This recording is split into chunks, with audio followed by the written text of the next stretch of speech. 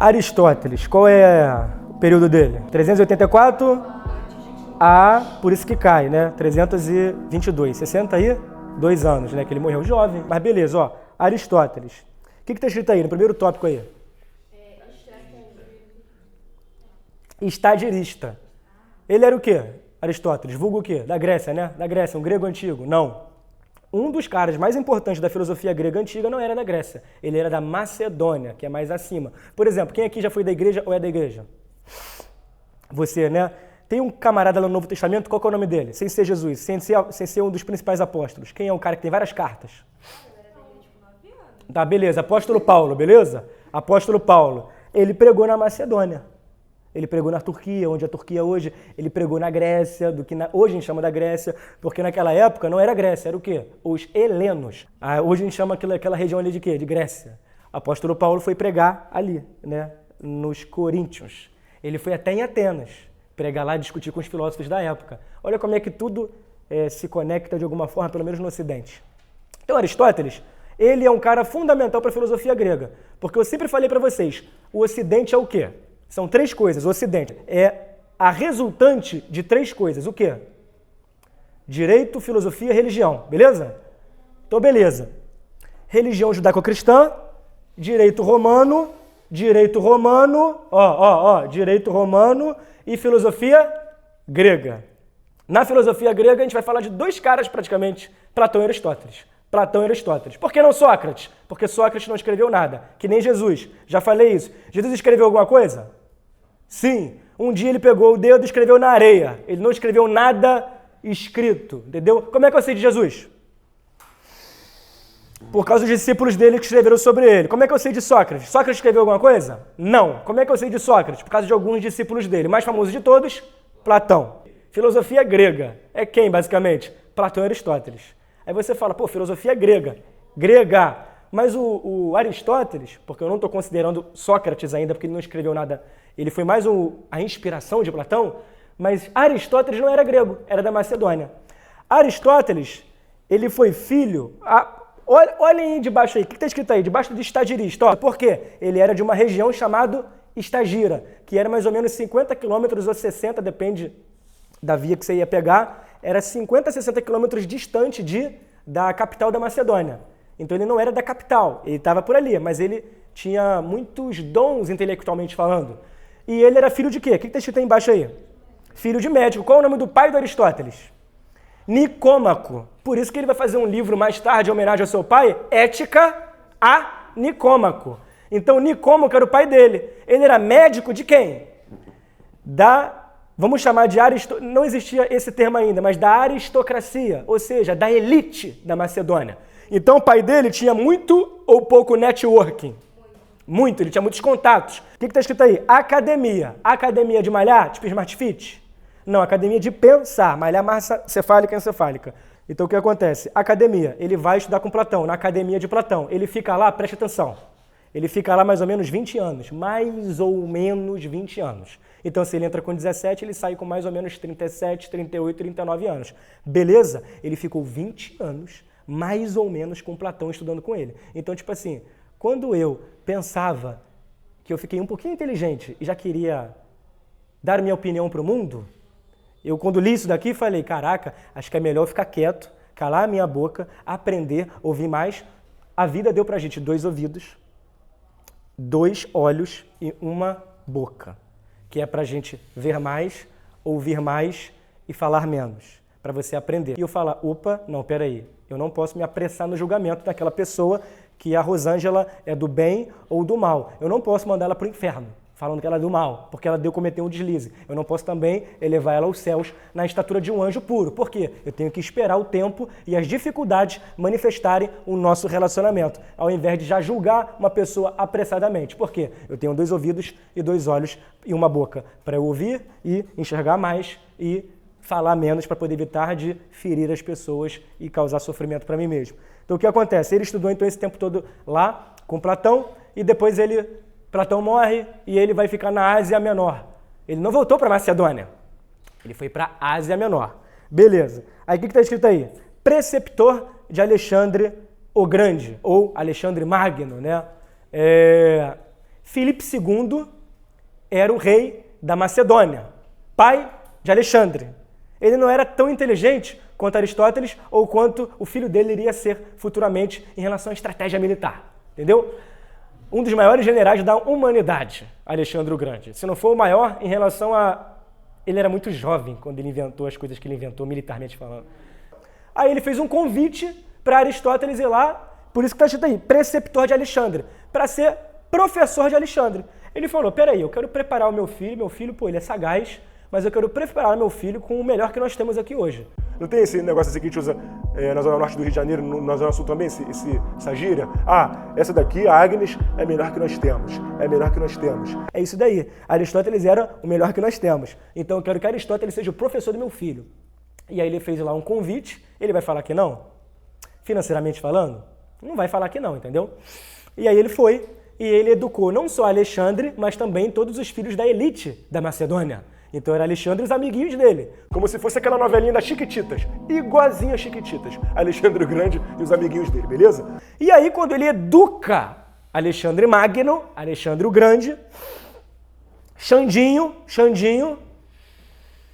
ele faz a missão dele e quando Alexandre já virou o Alexandre o Grande, aos 18 anos, ele já era Alexandre o Grande, ele volta para Atenas e ele funda a sua academia, que era conhecida como Liceu. No Liceu, ele faz várias obras. E essas obras, eu escrevi aí algumas das mais famosas, mas ele fez várias. Aí tá o quê? Metafísica, Organum, Física, Política, Ética, Nicômaco. Beleza, são algumas das principais. Aí você fala assim, pô, ali tem física e ali tem metafísica. Pô, é parecido. Ó, presta atenção. Física vai vir de quê? De physis, de mundo físico. Meta é além, logo, além do mundo físico, além da física. Mas não é só isso. Metafísica, para ele, vem antes de todas as coisas. Sabe esses livrinhos que tem aí e muitos outros que ele escreveu? Tudo isso vem depois. Antes de tudo é a metafísica. A teoria dele metafísica. Porque ele quer... A causa da causa da causa da causa da causa da causa da causa, não existe efeito sem causa. E para toda causa tem um efeito. Se isso daqui é o efeito, existe uma causa. Então ele queria a causa da causa da causa da causa da causa, até chegar... Cara, eu leio de tudo. Já li muita coisa do esoterismo, da ciência, que é o que eu li mais na minha vida toda, mas é incrível como é que filosofias antigas, das religiões mais antigas do mundo, já falavam com propriedade, desenvoltura e um sistema muito incrível do que a ciência só foi descobrir agora. Por exemplo, o taoísmo. Não é que é complexo, porque se for muito complexo é mentira. Tudo que é muito simples é verdade. Não existe complexidade. Matemática é difícil. Mentira. Por quê? Matemática é uma abstração. Física é aquilo que é uma abstração, que é a matemática aplicada na matéria. Por exemplo, a matemática 7 vezes 2... 14 vezes 3, 21, e por aí vai, 28 e tal, 35, beleza? Então, ó, matemática. E aí outra coisa, olha que coisa legal, ó, abstração, ó. Matemática é fácil. Matemática. O que é aritmética? São 6 operações. Adição, subtração, multiplicação, divisão, radiciação e exponenciação. Adição, subtração, monta, desmonta. Monta, 1 mais 1 mais 1 menos 1 menos 1, monta, desmonta. Minecraft, é tipo isso, ó. Adição, subtração, é pouco. Vamos falar de números maiores? Multiplicação, divisão. Vamos falar de números maiores, tipo anos-luz de distância? Exponenciação e radiciação, né? Raiz quadrada disso e tal, 1 elevado ao quadrado, ao cubo, etc, etc. Tudo isso é aritmética. É facinho. Uma monta, outra desmonta. Num grau menor, maior e grande pra caraca. Cara, isso é matemática, beleza? Vamos aplicar isso na matéria? Na construção de um edifício? De uma ponte? Física. Física é aquilo que é abstrato aplicado na matéria. Metafísica, para Aristóteles, é a filosofia primeira. É a coisa mais importante na filosofia dele inteira. Por quê? Ele gosta do mundo físico, mas ele quer o princípio das coisas. Ele quer a fonte última de todas as coisas, beleza? Por isso que é meta, além. metafísica. Ele é um cara, antes de Aristóteles era um quê? Pré-socrático. Vem antes de Sócrates. Por quê? Sócrates, ele mudou tanta filosofia, tanto, que todo mundo que veio antes dele era diferente um do outro. Mas eles eram parecidos, porque ele usava os sentidos, os seus 5 sentidos, para poder investigar a matéria e ver a verdade através da matéria e através dos sentidos. Logo, poderia dar ruim, por quê? Porque seus sentidos você pode se enganar, beleza? Agora, Sócrates, ele vai lá, pega a luneta e vira para onde? Para o homem, para o ser humano, para o homem e para a mulher, né? Vira para cá. Agora eu vou investigar. Eu vou investigar o que investiga. Eu vou investigar a mim mesmo. Esse é Sócrates. Ele marcou tudo, entendeu? Dele para frente é isso daí. Então o que acontece? Aí chegou Sócrates. Aí depois veio quem? Platão, discípulo de Sócrates. Aí depois veio quem? Aristóteles, discípulo de Platão. E aí Aristóteles vai olhar para trás, vai olhar para Platão, vai olhar para Sócrates, vai olhar para todos os pré-socráticos e ele vai sistematizar. Ele vai olhar para cada um por um e ele vai falar, isso aqui estava errado no que ele falou, isso aqui estava certo, isso aqui estava errado, isso daqui estava certo. No meu mestre, Platão, eu amo o meu mestre Platão, mas eu sou muito crítico a ele. Mas eu vou ser um continuador dele. Ele falou, olha, sou muito crítico ao que Platão fazia sobre dividir o mundo em 2 partes. A academia de Platão e Aristóteles era esoterismo com S, era fechado. Não era para qualquer um, porque eles sabiam que conhecimento verdadeiro nas mãos erradas é sofrimento para muita gente. Sistematizador, ele pegou, olhou para Platão, para Sócrates, para todos os pré-socráticos, ele sistematizou, né? Ele organizou. Então, se você for estudar Aristóteles, filosofia através de Aristóteles, vai ser muito bom por um lado, porque você vai ter ali um conhecimento já mais formatado, isso pode ser ruim por outro lado também, mas um conhecimento mais formatado e organizado. Você não vai poder reclamar que não está organizado, está desorganizado. Não, está organizado. Então Aristóteles é bom por causa disso. E ele vai lançar as bases para aquilo que a gente vai chamar de ciência. Entendeu?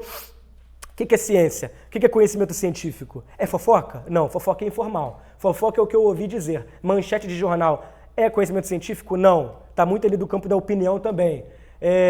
Agora, um conhecimento que você meditou, refletiu, pensou, comparou, viu várias opiniões, viu vários trabalhos, você conseguiu até reproduzir. Caraca, isso daqui é um copo com gasolina, eu tenho aqui fósforos, toda vez que eu acendo o fósforo e eu jogo aquilo ali na gasolina, pega fogo. Eu fiz isso 1000 vezes e as 1000 vezes aquilo ali aconteceu. Isso é um conhecimento científico, porque eu pensei, refleti e reproduzi várias vezes, beleza? Ele lançou as bases da ciência. Mas que ciência é essa? Aí nós vamos ter 3 manifestações dessa ciência. Não, teoréticas, depois práticas, depois produtivas. São 3 ramificações do que ele chamou de ciência, beleza? Nas teoréticas você vai ter esse símbolo aí que é filosofia. Então, filosofia primeira, dentro da teorética, matemática e física. Então, olha só, esse ramo da ciência do Aristóteles, que é a teorética, é aquele que vai querer estudar as coisas que independem do homem. Então, assim, o que independe do homem? A justiça, talvez, independe. A física, o princípio, independe do homem, beleza? Independe do Homo sapiens, dessa espécie que a gente faz parte aqui agora. A parte do ramo das práticas, prática, eu botei o que aí, ética e política. Por quê? Depende da ação humana, depende. O que é ética? É todo aquele tipo de comportamento, todo tipo de princípio que a gente vai fazer aqui, vai se relacionar e vai gerar vida. E moral? Moral são os acordos que a gente faz aqui. Como é que a gente vai se comportar na sala aqui? Pode mexer no celular? Pode não pode mexer no celular. É um acordo moral, entendeu? Um exemplo disso. Como é que as mulheres têm que se vestir na sociedade na década de 60? Era um acordo moral. Hoje, já mudou. Como é que a galera na igreja, cristã protestante, se comportava na década de 80? É diferente da de hoje, entendeu? Porque a moralidade cristã, eu não estou falando se isso é bom ou ruim, estou falando o que aconteceu. Mudou. Então a moral muda, a ética não. Por quê? Porque a ética vai passar época de Cristo, antes de Cristo, depois de Cristo, fazer o bem é fazer o bem. Acabou, meu irmão. Acabou. Fazer o bem é fazer o bem. Agora, o jeito de fazer o bem é um acordo moral. Nesse sentido assim, o jeito, a forma. Devo falar essa palavra? Não posso falar essa palavra? Entendeu? E depois qual é a terceira? Produtiva. Essa daí depende da ação humana. Porém, todavia, entretanto, com tudo mais, eu adoro falar conjunções adversativas. Tem as produtivas. Tem a ação humana. Ué, mas aquela da prática lá também tem ação humana. E essa, qual é a diferença? Essa tem a ação humana, mas é uma ação humana que a gente vai ter algum retorno prático no nosso dia a dia. Por isso que está escrito aqui, agricultura. Agricultura, se você plantar, você vai colher. Então você vai ter uma ação humana e você vai ter um benefício prático para todo mundo por causa disso. Engenharia. O cara vai construir uma coisa ali que vai... esse prédio aqui, alguém construiu isso daqui, entendeu? Estudou matemática e tal, física. Aí você fala, pô, professor, mas o que está escrito aí? Agora, metafísica. Porque eu vou focar, sabe em quê? Volta lá para o primeiro quadro. O que está escrito ali? Sistematizador do conhecimento, bases da ciência. Primeira é teorética, beleza? Dentro da teorética tem o quê? Filosofia primeira, matemática e física. A filosofia primeira são os princípios de todas as coisas. A matemática eu já ensinei, é aquilo que é abstrato, é aquilo que é abstrato. E depois tem a física, que ele chamava de filosofia segunda. A metafísica para ele, a metafísica, ela é a coisa mais importante do conhecimento. Por quê? Você vai estar lidando com os princípios de todas as coisas, ou de algumas coisas, né? Mas o que é isso daqui, ó? Pega ali pra mim, por favor. Isso. O que é isso daqui? Uma caneta, né? Isso daqui é uma caneta, beleza? A canetinha. Eu tô olhando pra ela, não tô? Isso daqui quem me ensinou foi um professor de língua portuguesa em 2014 que mudou minha vida porque eu não sabia ler direito, nem escrever direito, eu terminei o ensino médio sem saber nada. Agora foi um sapo. Eu tenho certeza que foi um sapo. Gente, tem animais aqui na minha... Mas não são os alunos. Não são os alunos. Mas tem animais na sala, mas não são os alunos. Gabriel, você tá aí, não tá? Você também tá olhando, não tá? Você tá tendo a mesma visão que eu tô tendo daqui? Não. Você tá olhando aspectos diferentes do que eu tô. Mas a gente tá olhando para a mesma coisa? Sim. A gente está olhando para a mesma coisa, né, Gabriel? Vou até botar aqui para poder você... Beleza, ó. Você tá olhando daí, eu tô olhando daqui. Você tá olhando da onde? Do outro lado, né? E vamos supor que tem alguém ali, também tá olhando ali, né? É a mesma coisa? É a mesma coisa? Não. É a mesma coisa? Sim. É uma caneta. É a mesma coisa? É uma caneta. Mas são as mesmas visões? Não, né? Não, né? Então, beleza. Por quê? Porque eu estou num lugar diferente de você. Isso daqui é uma redação. Se você faz a redação e eu leio a redação, e eu leio a sua redação, eu sou o seu professor de redação, eu vou saber da onde você está falando de um assunto. Bolsa Família. Bolsa Família. Eu já fiz redação desse tema. 2014 também, em fevereiro. Eu consigo saber da onde que você está olhando para esse assunto aqui. Se você estiver falando muito de justiça social e sei lá do quê, e do que acontece da desigualdade, eu sei aonde que você está na sociedade, eu sei em quem você vota, eu sei exatamente o que você pensa da vida, eu sei se você pensa de religião, de qual forma você pensa religião. Se você for muito radical, você pode ser talvez um marxista, etc. Você pode não gostar muito da religião, você vai falar que a religião é o ópio do povo, você vai falar que a religião é uma porcaria, e blá, blá, blá. E não é exatamente isso. Religião, como qualquer instituição, ela não é boa nem ruim, ela é neutra. Quem utiliza ela, segundo os escolásticos que me ensinaram isso, dentro da própria religião católica, me ensinaram que somente o ser é o agente da ação. Somente o ser é o agente da ação. Nada que é construído pela mente humana pode fazer nada de coisa nenhuma. Somente o ser é o agente da ação. Só aquilo que é o agente da ação. Ponto. Então, se você falar mal do Bolsa Família, eu já sei mais ou menos, tipo assim, não é falar mal, você criticar, não, acho que o governo ele usa isso como um paliativo, ele deveria usar isso como um paliativo e não como um cabresto político e blá, blá, blá, blá. Eu já sei mais ou menos qual o espectro político que você tá. Caraca, sério, professor? Meu aluno querido, exatamente isso. Eu consigo saber como você pensa. E se eu souber como é que você pensa, se eu for um cara da mídia, eu tenho uma empresa de mídia enorme, eu consigo manipular você.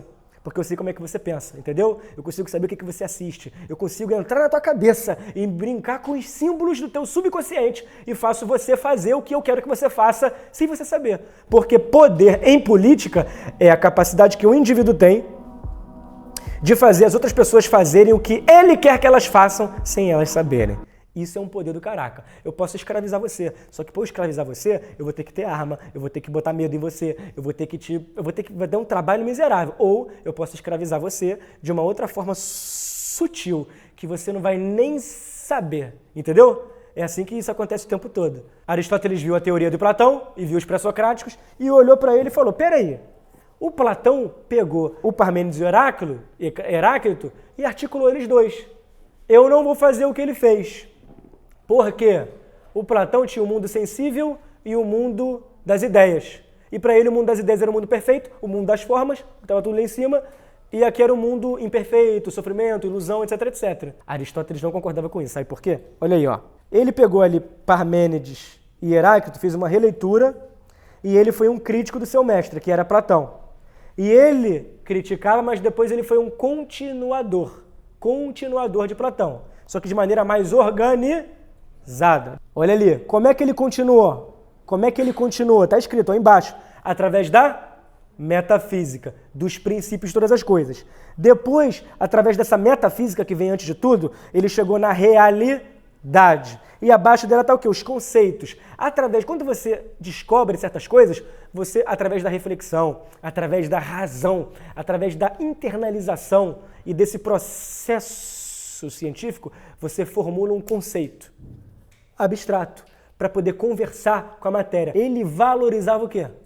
Ele valorizava o mundo sensível. Platão não valorizava o mundo sensível, mas Aristóteles, ele via que o mundo sensível era fundamental para você analisar o mundo sensível, analisar a matéria e você chegar no conceito, você chegar na matéria, você chegar ali no princípio maior, vamos colocar assim, beleza? Então ele valorizava a visão, ele valorizava o tato, o olfato, tal, o paladar, etc, etc.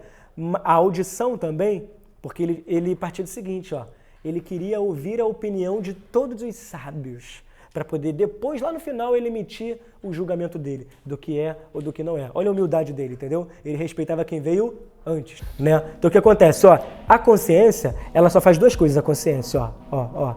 Ela percebe e ela escolhe. Ela percebe e ela escolhe. A consciência é isso. Ela percebe o estímulo ali e tal, etc, etc, e ela escolhe. Na igreja a gente aprende o quê? Livre-arbítrio, que é você escolher. Escolher, não é? Eu prefiro muito mais, já expliquei por que eu prefiro muito mais o conceito de arbítrio. Porque livre-arbítrio dá muito gatilho para as pessoas fazer o que elas quiserem, depois dá merda, etc, etc. Não, não é assim não. Arbítrio é muito melhor, porque quando você tem a noção de arbítrio, você sabe que tudo que você fizer vai ter uma consequência. Aí é coisa de gente madura. Tudo que eu fizer vai ter consequência, beleza? Responsabilidade. Aristóteles valorizava o mundo sensível e os sentidos. Ele valorizava a percepção, porque através da percepção você vai ter a sensação. E a sensação daquela experiência ali vai gerar o quê? Experiência. Beleza, ó. Através do intelecto, você vai fazer você teve a experiência. Agora eu vou usar meu intelecto. E vou fazer uma abstração. Eu tive a experiência, várias experiências no assunto. Agora eu vou abstrair e formular um conceito. Qual é a minha experiência? Me diz, para falar para o Eduardo, toda vez que o Eduardo vem falar mal de alguém para mim, o que a minha experiência diz? Não fala mal daquela pessoa, porque se ele está falando... Não concorda com que ele está falando mal daquela pessoa. Porque se o Eduardo está falando mal daquela pessoa para mim, um dia ele pode se virar contra mim e vai me ferrar.